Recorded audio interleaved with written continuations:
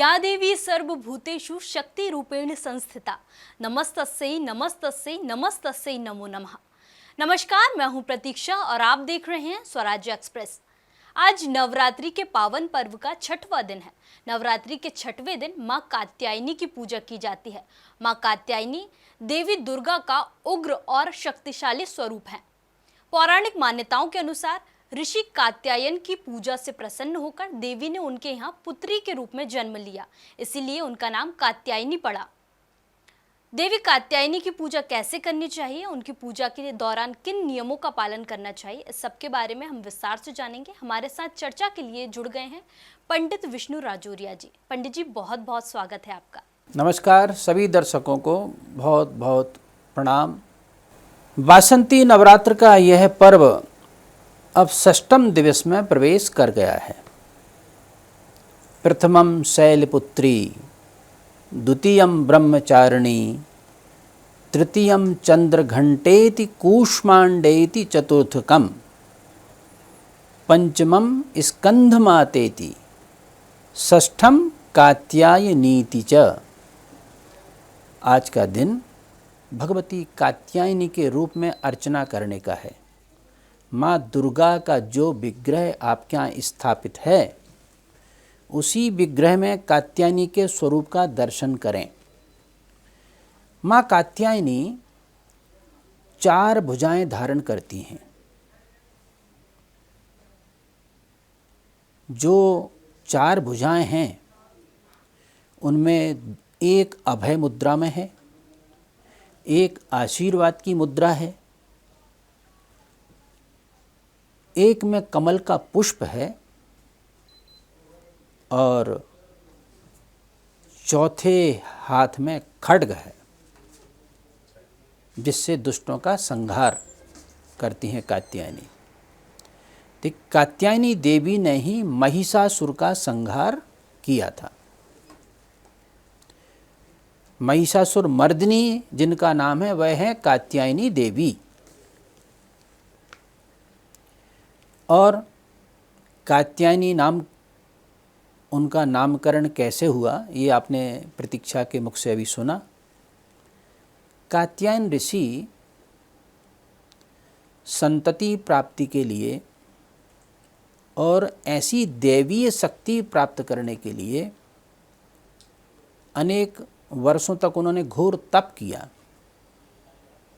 कि देवी माँ मेरे घर में जन्म लें, मेरे परिवार में जन्म लें। तो उन्होंने घोर तपस्या की। अनेक वर्षों तक तपस्या करने के बाद भगवती आदिशक्ति उन पर प्रसन्न हुई और कात्यायन ऋषि के घर में कन्या के रूप में उन्होंने जन्म लिया। इसी से उनका नामकरण कात्यायनी देवी हुआ। देखिए, कात्यायनी देवी की पूजा अर्चना करना बहुत ही शुभ फलदायी होता है। तो पूजा करने की विधि वही जो मैं षोडशोपचार विधि पर अपना ध्यान केंद्रित रखता हूँ और आप सबका ध्यान भी उस पर आकृष्ट करता हूँ, बार बार आपसे निवेदन करता हूँ। सर्वप्रथम अपने घर में शुद्ध स्थान, पवित्र स्थान बनाएं। तो वो तो आपका नवरात्र का बना ही हुआ है और देवी जी की प्रतिमा भी स्थापित है। उनका विग्रह छोटा बड़ा कैसा हो, उससे कोई फर्क नहीं पड़ता है। उसी विग्रह में आप कात्यायनी का दर्शन कीजिए और पाद्य, अर्घ, आचमन, मधुपर्क देकर पंचामृत से स्नान कराएं। स्नान के उपरांत शुद्धोदक स्नान, जो तीर्थों का जल आपके पास है, गंगा जल है, नर्मदा जल है, अन्य तीर्थों का जल जहाँ आप यात्रा करके आते हैं, जल संग्रह करते हैं, उससे स्नान कराएं। और भगवती कात्यायनी रक्त वस्त्र, लाल रंग के वस्त्रों में सुशोभित होती हैं। इसमें मतमतांतर भी हो सकता है, लेकिन कात्यायनी देवी को लाल रंग के वर्ण के वस्त्र सबसे प्रिय हैं। ये उनको धारण कराना चाहिए, सुसज्जित करना चाहिए। और तंतु वस्त्र भी चढ़ाएं। रक्त चंदन, केसर युक्त रक्त चंदन, रक्त चंदन मिलता है उसको उर्सा पर घिसकर केसर के साथ उनके मस्तक पर धारण करें। फिर अक्षत अर्पण करें और लाल रंग के पुष्प, देखिए लाल रंग के पुष्प कौन से, जायसोन के नंबर 1 और कनेर के दूसरे नंबर पर हैं। ये 2 पुष्प उनको अत्यंत प्रिय हैं। तो जायसोन की माला तो देवी जी को सभी को इतनी प्रिय होती है कुछ पूछो मत। ब्रह्मचारिणी को जरूर श्वेत पुष्प अर्पण करना आवश्यक होता है। कात्यायनी देवी को लाल पुष्पों की माला पहनाएं, जायसोन के पुष्पों से माला बनाकर पहनाएं। और जो श्रद्धालु अपने हाथ से माला बनाकर पहनाते हैं उनका मनोभाव तो पूछना ही क्या है, उनकी जो तपश्चर्या है वो बहुत सिद्ध होती है। भगवती को अबीर, गुलाल, सिंदूर अर्पण करें। सौभाग्य सामग्री, सुहाग की जो सामग्री होती है वो सब अर्पित करें, जिसमें चूड़ी हैं, बिंदी हैं, मावर है, ईंगुर है, जो सौभाग्य की वस्तुएं आप अर्पित, बिंदी वगैरह अर्पित कर सकती हैं वो करें। उनको दर्पण भी दिखाएं। फिर सुगंधित धूप, जैसा कि मैं हमेशा कहता हूँ, गाय के कंडे की अग्नि मिट्टी के पात्र में लीजिए। धुपाड़े मिलते हैं, दीपक के अंदर कंडे की अग्नि रखें, उसमें अपने हाथ से बनी हुई गूगल मिश्रित, चंदन मिश्रित धूप उसमें छोड़िए। धूपम आघ्रापयामि। मंत्रों का उल्लेख समय की सीमा के कारण कम करते हैं। वैसे पादयो पाद्यम, हस्त्यो अर्घम, मुखे आचमनीयम, सर्वांगे स्नानियम। फिर आचमन कराकर मिलित पंचामृत स्नान, शुद्धोदक स्नान। ये करने के बाद में वस्त्राभूषण धारण कराते हैं। फिर चंदन, अक्षत और पुष्पमाला अर्पित करते हैं। धूप और दीप दर्शन कराकर अपने हाथों को धोकर हस्त प्रक्षालन करके करोत वर्तन, इत्र या चंदन का सिंचन दोनों हाथ की अनामिका उंगली में लगाकर और दोनों को क्रॉस करके इस तरह से करोत वर्तन किया जाता है। फिर तांबूल, सुंदर तांबूल लगाइए माता जी के लिए। तांबूल अर्पण करके ऋतु फल, देखो कदली फल माँ कात्यायनी को अत्यंत प्रिय है, लेकिन दाडिम अनार भी उनको अर्पित करना आवश्यक है। मालपुआ का भोग, मालपुआ का भोग लगाएं, कदली फल अर्पण करें, दाडिम चढ़ाएं, द्रव्य दक्षिणा अर्पित करें। फिर माँ कात्यायनी की आरती करें। कम से कम 7 दीपक अवश्य होना चाहिए। कात्यायनी की आरती में सप्तदीप परम आवश्यक है। लेकिन जो उनका मंत्र, कुंवारी कन्याओं के लिए विशेष मंत्र कात्यायनी देवी का माना जाता है। अगर घर परिवार में कुंवारी कन्या है और वह कन्या विवाह योग्य हो गई है तो उनके लिए यह मंत्र रामबाण सिद्ध होता है। 1 वर्ष के अंदर विवाह संपन्न हो जाता है, यह बिल्कुल गारंटी है। पंडित जी, आपने बताया कि कात्यायनी देवी की पूजा से विवाह में आ रही रुकावटें दूर होती हैं। ऐसी मान्यता है कि भगवान कृष्ण को पति के रूप में पाने के लिए वृंदावन की गोपियों ने भी कात्यायनी माता की पूजा की थी। क्या है वो पौराणिक कथा? बिल्कुल, ये 100% सही है। वृंदावन की गोपियों ने भी जब वहाँ की कुछ कन्याओं ने मंत्रणा की और भगवान कृष्ण से प्रार्थना की, भगवान कृष्ण के गुरुदेव से प्रार्थना की, तब उन्होंने मार्गदर्शन किया कि आप कात्यायनी देवी की अर्चना करो। तो वृंदावन में आज भी कात्यायनी देवी का मंदिर बना हुआ है। अब तो अनेक स्थानों पर कात्यायनी शक्तिपीठ बन गए हैं, और प्राचीन शक्तिपीठ तो कात्यायनी जो 52 शक्तिपीठ में वो तो है ही। तो शक्तिपीठों में भी किसी भी पीठ में चले जाएं और उसी में आप कात्यायनी देवी का स्वरूप का दर्शन करें और आराधना करें। तो वृंदावन की गोपियों ने सर्वप्रथम आराधना की थी, ऐसा तो उल्लेख है, लेकिन उसके पहले से भी उनकी देवी आदिशक्ति की आराधना होती रही है। और गर्ग ऋषि जी के कहने पर नंद बाबा को उन्होंने कहा, तब ये प्रक्रिया प्रारंभ हुई थी। और आज भी कात्यायनी देवी की अर्चना करके बेटियों के विवाह की बाधा दूर करने का अनुष्ठान किया जाता है।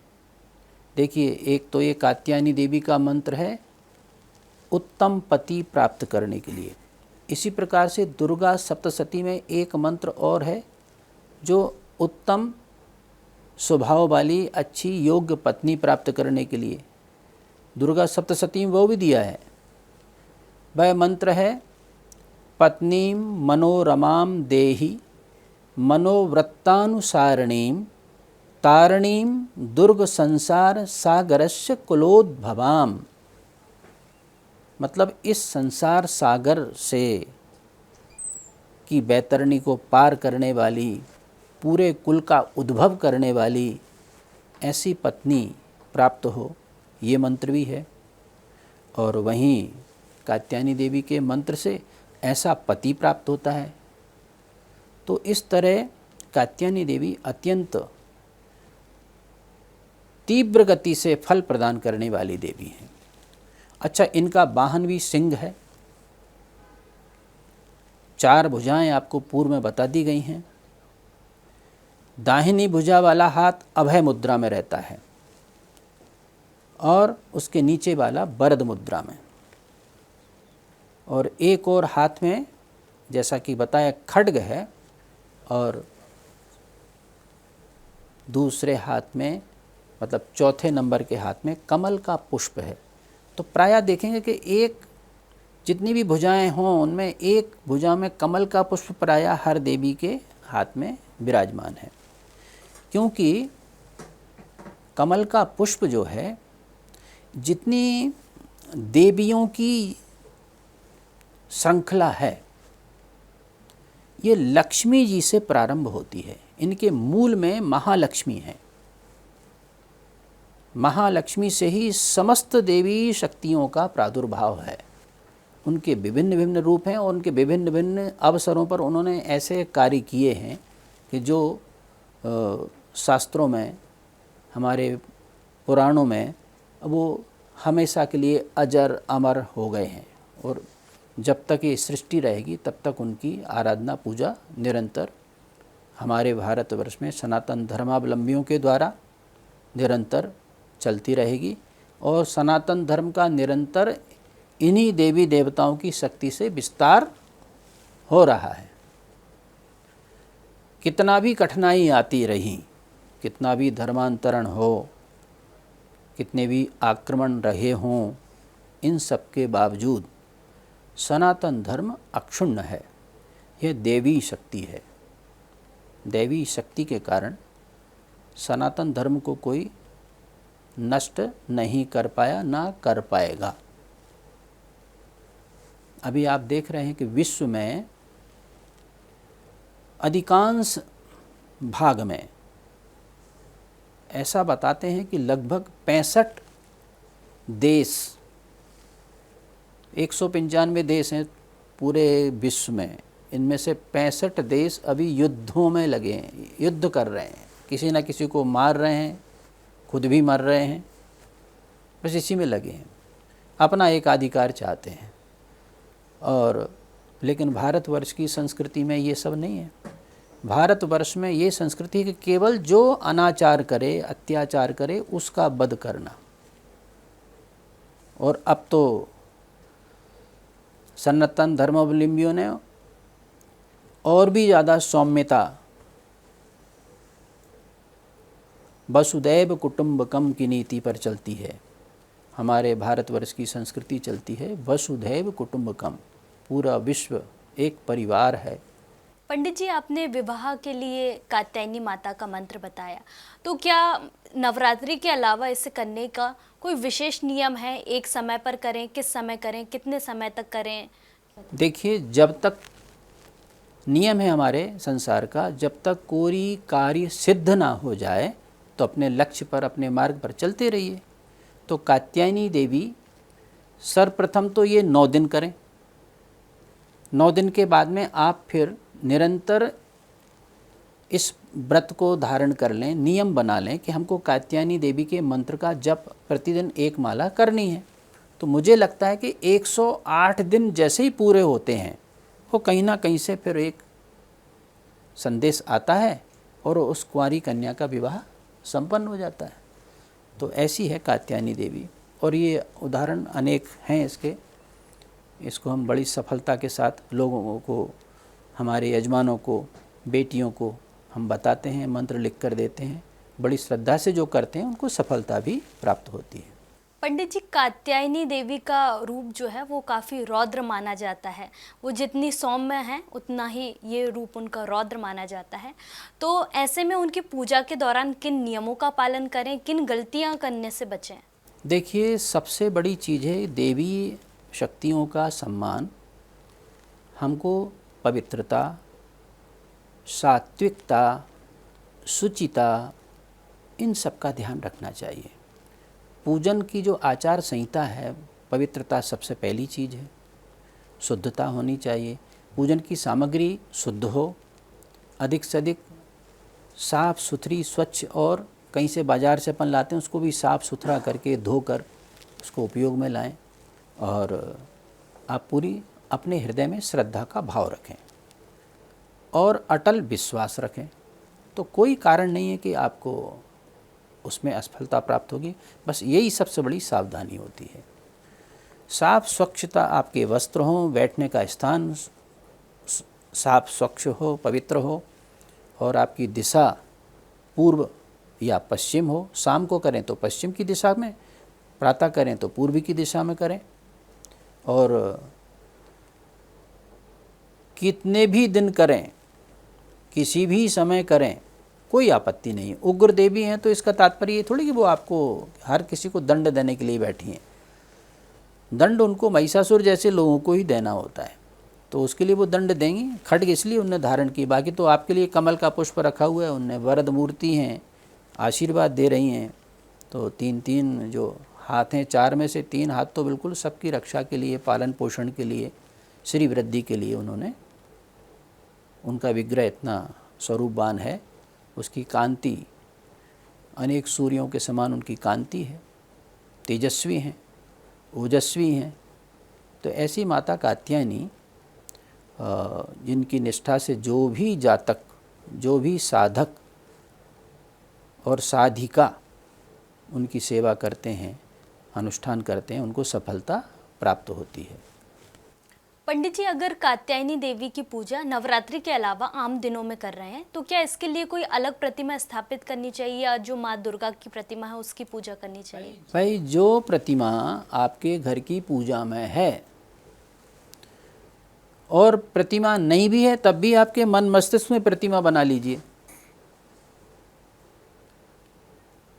प्रतिमा घर में है तो बहुत अच्छी बात है, और नहीं है तो आप उनका ध्यान करिए, स्वतः आपके स्वरूप उनका उभर कर आएगा, आपके मन मस्तिष्क में छा जाएगा, और कात्यायनी देवी की आराधना करिए।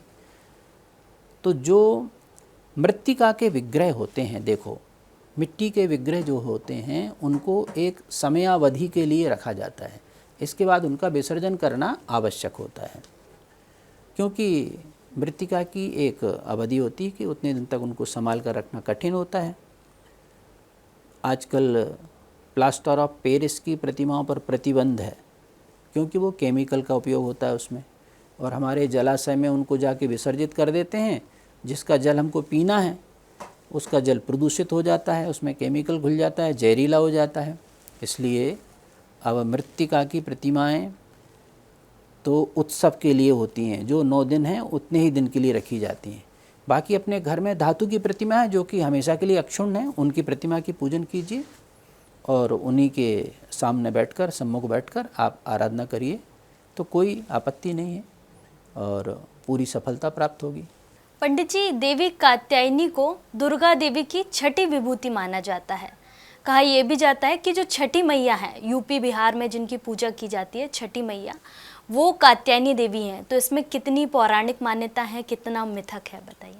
देखिए, कात्यायन ऋषि की पुत्री होने के कारण और सबको सौभाग्य प्रदान करने वाली देवी होने के कारण इनको पूरे ब्रह्मांड में जहाँ जहाँ सनातन धर्मावलंबी रहते हैं वहाँ सभी आस्था के साथ इनकी पूजन अर्चना करते हैं। और जो छठी मैया की पूजा होती है ना, उस दिन भी भगवान सूर्य, क्योंकि इनका तेज जो है सूर्य के समान रहता है, तो भगवान सूर्य की पूजा होती है, क्योंकि सूर्य साक्षात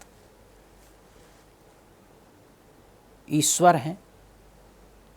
हमारे यहाँ पंचदेव उपासना पद्धति, जितने भी सनातन धर्मावलंबी हैं हम सब पंचदेव उपासक हैं। और 5 देव कौन कौन से हैं? सबसे पहले हैं विष्णु, फिर आते हैं रुद्र यानी शिव, सूर्य, गणेश और शक्ति दुर्गा। ये 5 देव हैं। हम लोग सब पंचदेव उपासक हैं। इन 5 देवी देवताओं की अर्चना करने वाले जितने भी जातक हैं, हम सब सनातन धर्मावलंबी हैं और अन्य कई देवी देवताओं के रूपों को भी हम मानते हैं, लेकिन ये 5 देव आदि देव हैं, मूल देवता हैं। इनसे ही सारी सृष्टि के देवताओं की संरचना हुई है। तो कालांतर में अनेक देवी देवताओं का उद्भव हुआ है, अवतार हुए हैं, लेकिन इन्हीं से हुए हैं। जैसे सतयुग में नरसिंह भगवान का अवतार हुआ, वामन अवतार हुआ, कूर्मा अवतार हुआ, तो ऐसे युगों युगों तक ऐसे दशावतार हुए हैं। सबसे अंतिम अवतार बौद्धावतार है, जो कि हम संकल्प में भी उनका स्मरण करते हैं, बौद्धावतारे। ओम विष्णुर्विष्णुर्विष्णु अद्य ब्रह्मणो निदुति परार्धे श्री श्वेत बाराह कल्पे बौद्धावतारे। तो भगवान कृष्ण के बाद बौद्ध का अवतार हुआ। भगवान कृष्ण द्वापर के अंतिम समय में उन्होंने अवतार लिया था, तो वो भगवान विष्णु के अवतार हैं। तो भगवान विष्णु अवतार रखते हैं, भगवान शिव रुद्रावतार लेते हैं। हनुमान जी भगवान शिव के 11वें स्वरूप हैं, उनको एकादश रुद्रावतार कहा जाता है। ऐसी देवियों के अनेक रूप हैं, 108 रूप हैं और 1000 भी हैं। सहस्त्रनामावली जब हम पढ़ते हैं तो उसमें 1000 नाम आएंगे, सहस्त्र। तो इस तरह से उनके अनेक रूप हैं, लेकिन मूल जो देवता हैं वो 5 हैं। पंचदेव उपासक सभी सनातन धर्मावलंबी होते हैं और ये साक्षात हैं। इन्हीं के आधार पर पूरी सृष्टि चलती है और सृष्टि का लय, सृष्टि का पालन पोषण, सृष्टि का सृजन, सब कुछ इन्हीं के हाथ में है। पंडित जी, कात्यायनी देवी को महिषासुर का मर्दन करने वाली कहा गया है, तो ऐसा क्या हुआ था कि उन्हें महिषासुर का वध करने के लिए अवतार लेना पड़ा? देखिए, महिषासुर एक ऐसा दैत्य था कि जिसका वध, उसको ब्रह्मा जी से ऐसे वरदान मिले हुए थे कि और कोई उसका वध कर ही नहीं सकता था। कात्यायनी देवी के माध्यम से ही उसका वध होना सुनिश्चित था। तभी कात्यायनी देवी ने कात्यायन ऋषि के यहाँ जन्म लिया और कात्यायन ऋषि की पुत्री ही वध करेगी, ये पहले से निर्धारित था। तो उन्होंने फिर महिषासुर का वध किया। इसकी लंबी कथा है और इस विषय पर चर्चा की जा सकती है। और लेकिन कात्यायन ऋषि की पुत्री के द्वारा महिषासुर का वध सुनिश्चित था, इसीलिए कात्यायनी देवी के हाथों से उनका महिषासुर का वध हुआ, और इसीलिए कात्यायनी देवी को महिषासुर मर्दिनी भी कहा गया। पंडित जी, अगर ग्रहों की बात करें तो कात्यायनी देवी की पूजा से कौन से ग्रहों की शांति? सूर्य ग्रह, सूर्य ग्रह की उपासना, सूर्य ग्रह की शांति, सूर्य ग्रह का उदय, सूर्य का उत्थान, अच्छी पद प्रतिष्ठा, मान सम्मान, दाम्पत्य, सब कुछ प्राप्त करने के लिए सूर्य की कृपा परम आवश्यक होती है। अगर सूर्य जैसे जातक की कुंडली के सप्तम भाव में बैठ जाए तो दाम्पत्य जीवन में घोर परेशानी का कारण बन जाता है, तो उसका निवारण भी कात्यायनी देवी के मंत्रों से हो जाता है।